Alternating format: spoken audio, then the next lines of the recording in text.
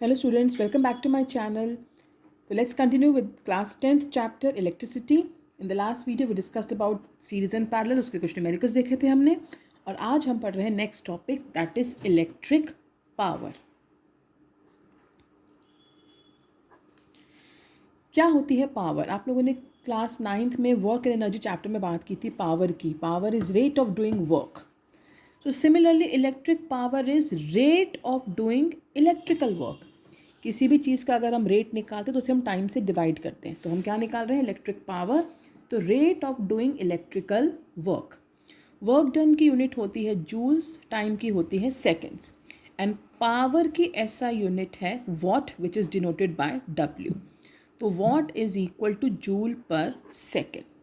सो जब भी हम 1 जूल वर्क करेंगे in 1 second, power consumed is said to be 1 watt. Whenever an electrical appliance is doing 1 joule electrical work in 1 second, its power is said to be 1 watt. Clear? काफ़ी आती definition. Define 1 watt power. Whenever an electrical appliance is doing 1 joule work in 1 second, its power is said to be 1 watt. Right? चलिए, तो now हमारे पास power का formula आ गया है W/T. Let's see. We know that voltage का formula क्या होता है? W/Q. यहाँ से मैं W निकाल रही हूँ, कितना आ जाएगा? V into Q. Now let's put इन 1. ये W की वैल्यू मैं यहाँ पुट कर रही हूँ, तो पावर क्या हो जाएगा? V into Q by T. And we know that Q/T क्या होता है? करंट. तो दिस इम्प्लाइज, यहाँ पर ये Q/T की जगह में क्या लिख सकती हूँ? करंट. तो पावर का फॉर्मूला क्या आ गया? V इंटू आई. क्या किया मैंने? W की वैल्यू निकाली, वोल्टेज के फॉर्मूले से पुट कर दी, तो Q/T हो गया करंट. तो ये मेरा पहला फॉर्मूला आ गया पावर का. Now we know that V is equal to I R. Let's put in 2. तो 2 क्या है? P is equal to V I. यहाँ V की जगह में आई आर पुट कर रही हूँ, तो ये क्या हो जाएगा? I into I, I square R. ये आ गया हमारा दूसरा फॉर्मूला पावर का. एक और वापस यूज़ करते हैं Ohm's law. V is equal to I R. यहाँ से मैं I की वैल्यू निकाल रही, तो I क्या हो जाएगा? V/R. Again put in 2. तो P is equal to V तो है ही, और I की जगह क्या आ जाएगा? V/R. तो V इंटू V क्या हो जाएगा? V²/R. So this is now the third formula for power. Right? पहले तो इनिशियली ये फॉर्मूला बेसिक आया, उससे हमने 3 नए फॉर्मूले निकाले हैं, VI, I²R and V²/R. Depending upon the information given in the question you can use the formula. And mostly ऐसे देखा जाता है कि सीरीज़ में ये फॉर्मूला यूज़ होता है, पैरेलल में ये फॉर्मूला यूज़ होता है. राइट? तो let's take up some numericals based on these formulas. चलिए, हमें बोला है कि we have an electrical appliance जिसकी पावर हमें दे रखी है 100 वाट. क्या पावर है इलेक्ट्रिकल अप्लायंस की? 100 वाट. और इसे हमने कनेक्ट किया हुआ है 220 वोल्ट पे. अब अगर मैं इसी अप्लायंस को कनेक्ट करती हूँ 110 वोल्ट पे, तो कितनी पावर होगी हमें ये बताना है.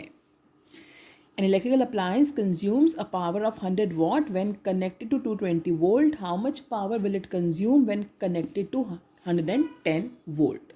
Right? ये हमने जब ओम्स लॉ डिस्कस किया तब हमने बात की थी कि किसी भी अप्लायंस की रेजिस्टेंस हमेशा कांस्टेंट रहती है. तो जो इस अप्लायंस की रेजिस्टेंस इस केस में होगी वही रेजिस्टेंस यहाँ भी होगी, बिकॉज किसी भी एक पर्टिकुलर अप्लायंस की resistance is always constant. So now अभी हमने फॉर्मूला पढ़ा पावर का V²/R. क्यों यूज़ कर रही हूँ मैं ये फॉर्मूला? मेरे पास P है, मेरे पास V है, मुझे R निकालना है because R is constant. Right? तो इसलिए मैंने ये फॉर्मूला यूज़ किया.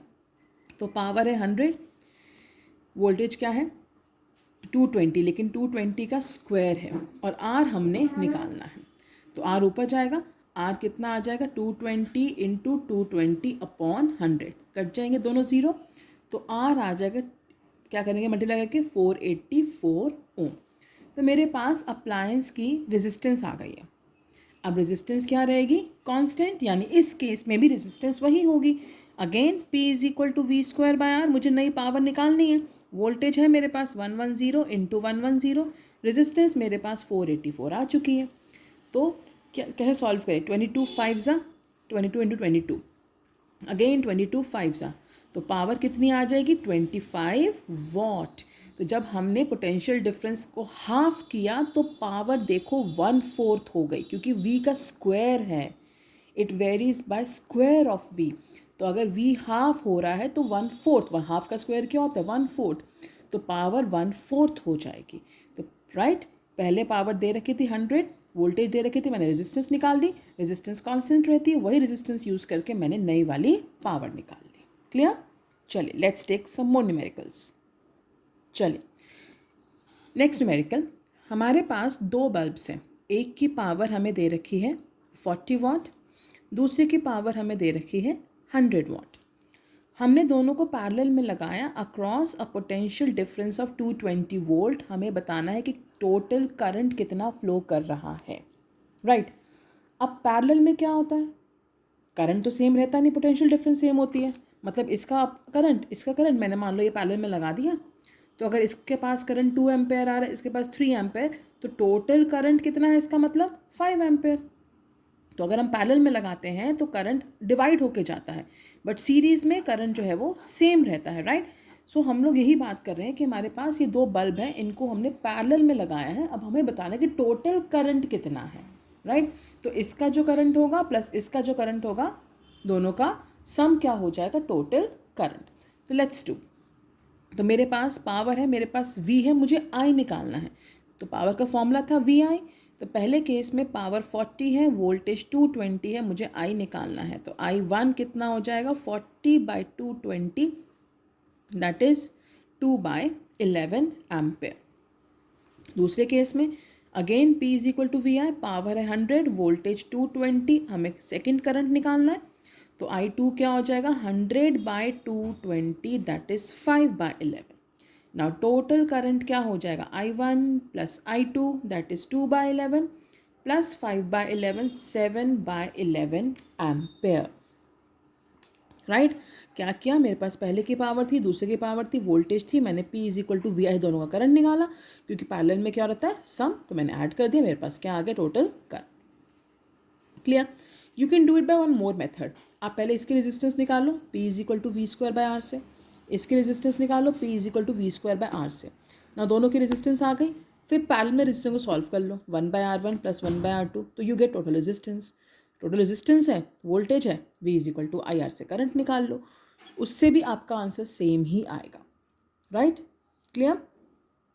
चलिए, सो इसको मैं यहीं तक रख रही हूँ पावर को।